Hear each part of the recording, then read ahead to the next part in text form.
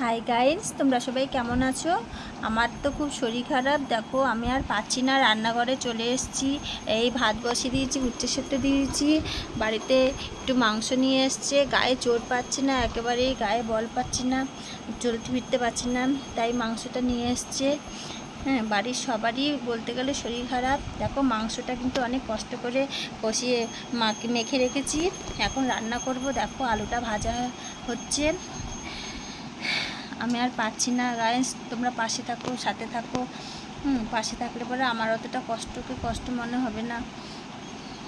আলু ভাজা হয়ে গেছে, এবার এক এক করে আলুটা নামালাম, এবার মাংসটা কষাবো, দেখতে থাকো।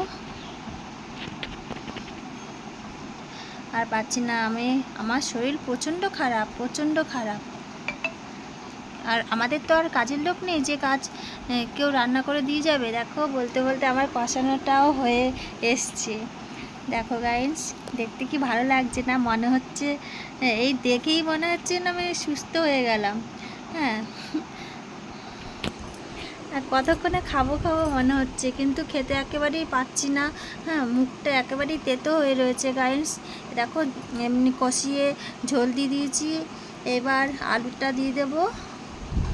আলুটা দেওয়া সব হয়ে গেল, এখন আমি একটু ঢেকে দেব, আধা ঘন্টা ঢেকে দেব, তারপরে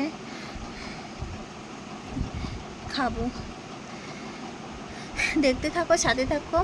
ভালো লাগলে লাইক কমেন্ট শেয়ার করো গাইস। দেখো বলতে বলতে কিন্তু আমার মাংসটা রান্না করা হয়ে গেছে।